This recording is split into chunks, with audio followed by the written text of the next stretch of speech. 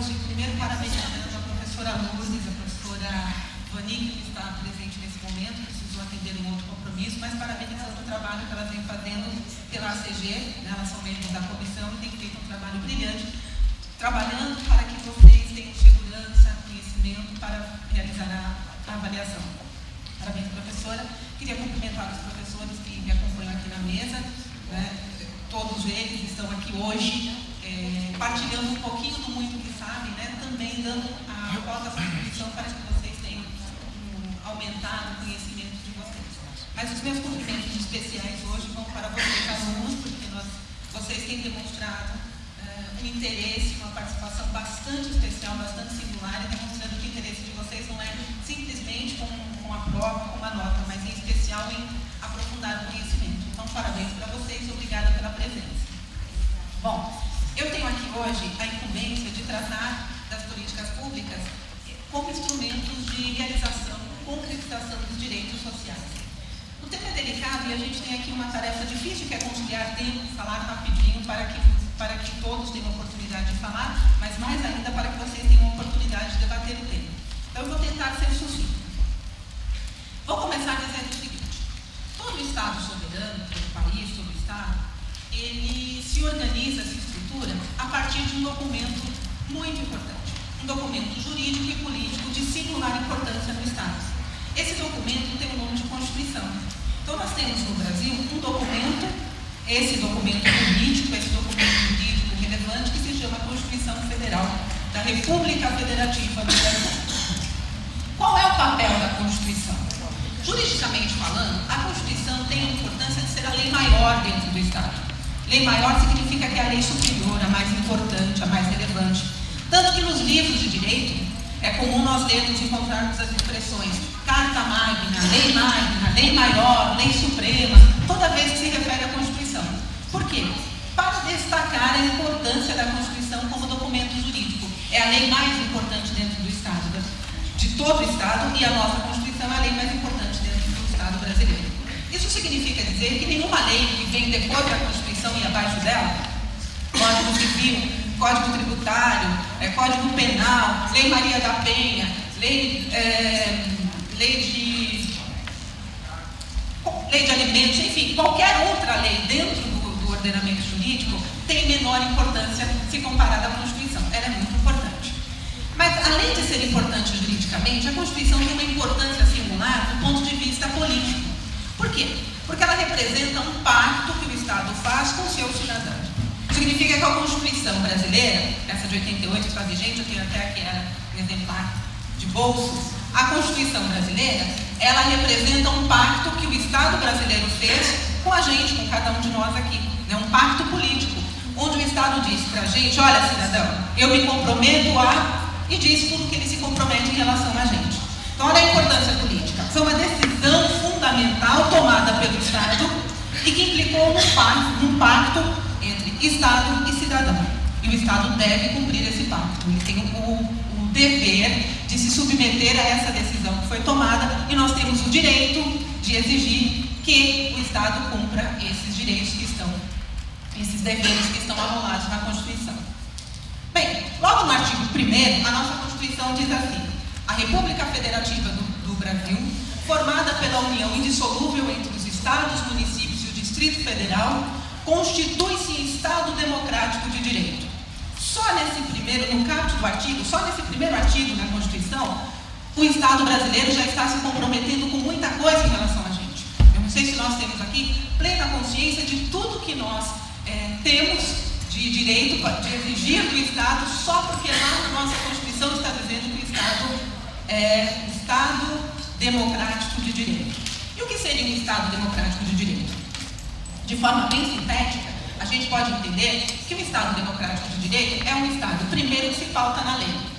Isso é importante? É importante. É uma grande conquista. Por quê? Porque nem sempre aquele que exercia o poder de um Estado se preocupava em cumprir a lei. A lei era a vontade dele. Acordei com vontade de aumentar impostos, vou aumentar impostos. Acordei com vontade de tirar, desapropriar, né? Não quero que as pessoas tenham mais propriedade, vou tomar para mim. Tudo bem, a vontade do soberano seria a lei.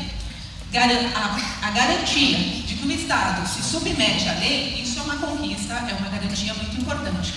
Mas não fica aí, porque o Estado brasileiro não é só um Estado que cumpre a lei.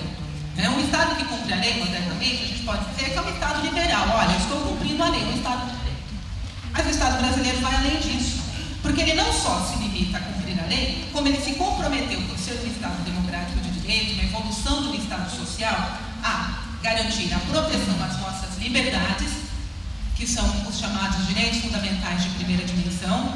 Olha, o Estado se compromete com o seu cidadão dessa forma. Olha, cidadão, eu estou aqui, vou permitir que você exerça a sua liberdade livremente. Liberdade de expressão, liberdade religiosa, liberdade de locomoção. Aqui todo mundo tem o direito de ir, vir e permanecer o quanto quiser.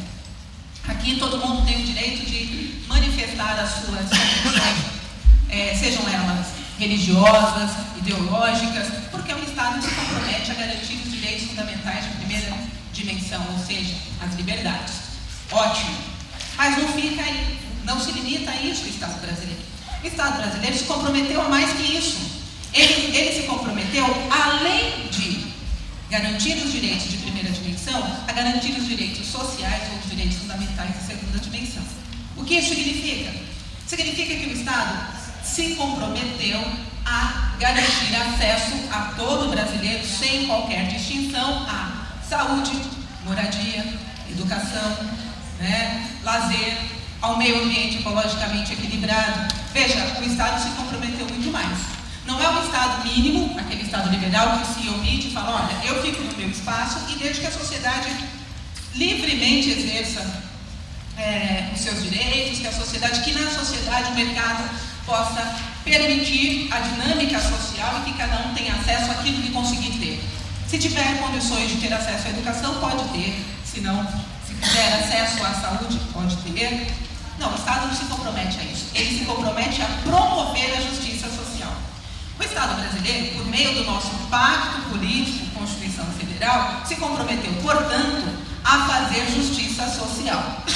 Agora veja, dizer e diz, aqui no artigo 3º da Constituição, se vocês me permitirem, vou ler rapidinho porque é bem curto, o artigo 3º diz assim, constituem objetivos fundamentais da República Federativa do Brasil construir uma sociedade livre, justa e solidária, garantir o desenvolvimento nacional, erradicar a pobreza e a marginalização e reduzir as desigualdades sociais e regionais, promover o bem de todos sem preconceitos de origem, raça, sexo, cor, idade e quaisquer outras formas de discriminação.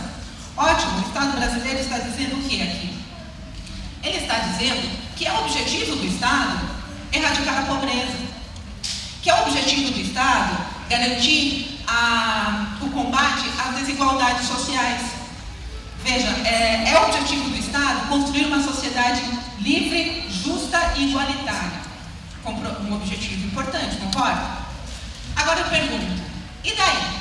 A Constituição diz isso, e daí? Mudou a vida da gente? Não mudou.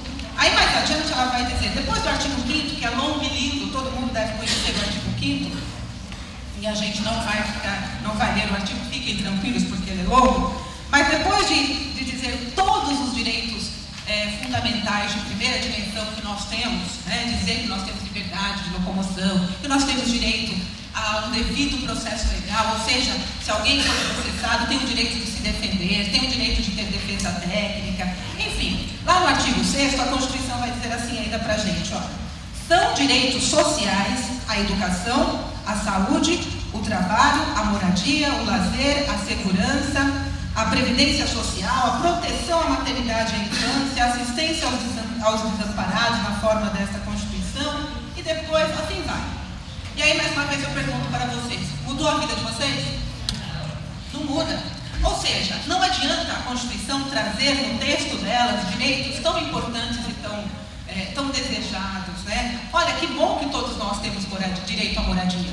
Que maravilha que nós temos direito à cultura, direito ao lazer. Que maravilha que todos nós temos direito à saúde.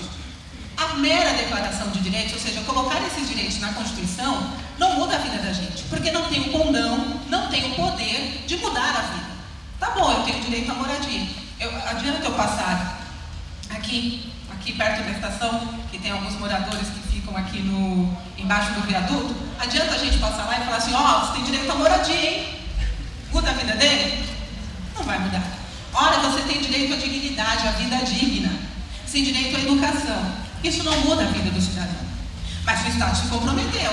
E o Estado se comprometeu e a gente tem instrumentos, mecanismos para cobrar. Por quê? Porque é um Estado de direito, ele tem que obedecer à lei. A Constituição é uma super lei, então o Estado tem que obedecer, tem que cumprir. Mas como é que ele faz isso? Como é que o Estado vai garantir acesso? Como é que ele vai dar concretude a esses direitos que ele elencou, que ele arrolou na Constituição? Ele precisa de ações, de mecanismos, de instrumentos para garantir acesso a esses direitos. E é aí que entram as chamadas políticas públicas. Ou seja, as políticas públicas são ações governamentais, programas governamentais, ações do governo, que devem obedecer uma estratégia, uma coordenação para atender a um fim. Que fim? Acesso a direito. Então veja, não adianta dizer todos têm acesso à educação, mas na prática não tem. Por quê? A educação básica ela é gratuita, né? O Estado oferece gratuitamente pré-escola, até o ensino médio é gratuito. Tudo bem, você pode dizer, mas não vai para a escola quem não quer. Mas tem regiões em que as crianças têm que viajar por horas de barco para poder ter acesso a uma escola. Está garantido efetivamente o acesso à educação? Tem locais em que as crianças não têm, aí de sertão, na zona rural, que a criança não tem condições de ir para a escola porque não tem ônibus para levar até a escola. Né? Não tem, e a distância é muito grande, a criança não pode ir a pé. Está garantido o direito à escola, à educação? Não. Né? E mais, não adianta nem aquelas liberdades. Adianta eu falar para um sem-teto assim, olha, você tem direito à intimidade, à vida privada. Que intimidade tem o morador de rua? Se eu não garantir para ele o mínimo de uma moradia, como é que eu vou garantir a ele intimidade, vida privada? Né? Como é que você vai ter intimidade numa praça pública, morando numa praça pública, morando embaixo de um viaduto? Então veja, as políticas públicas, elas são ações do Estado para garantir acesso a esses direitos. Como é que o Estado faz isso? Né? O Estado faz isso, primeiro, por uma lei. Né? Uma política pública deve estar fundamentada, organizada por lei. Ela deve estar expressa em lei. Mas a lei só deve, que vai disciplinar a política, que vai dizer como vai ser a ação do Estado, essa lei só deve ser elaborada a partir de uma ação anterior, de diagnóstico da realidade, uma ação de estudo, e veja que o Estado precisa buscar quem sabe, né? Ela tem que buscar inclusive a academia, tem que buscar a universidade, para poder estudar aquela questão. Uma política pública de meio ambiente, por exemplo, precisa que os ambientalistas, né, estudem a questão, né, e digam para o Estado, olha, para proteger o meio ambiente é necessário uma ação assim, uma outra ação assada, ou seja, dizer para o Estado quais são as etapas, o que é necessário. E o Estado vai organizar essas ações, esse conjunto de ações, considerando inclusive o orçamento, né? Política pública e orçamento público, né, estão sempre relacionados. Por quê? Porque precisa de dinheiro na política pública, não é verdade? O Estado precisa gastar, ele precisa investir. E quando ele faz esse plano de ação, ele deve também se preocupar em estabelecer estratégias para poder alcançar o seu objetivo. Coordenar ações para que o seu objetivo seja alcançado. Eu espero que eu tenha conseguido, pelo menos, trazer alguma ideia, porque a gente sabe que o tempo é curto e eu tenho professores que ainda precisam falar. Então eu termino aqui, depois nas questões a gente volta a refletir sobre o tema e eu agradeço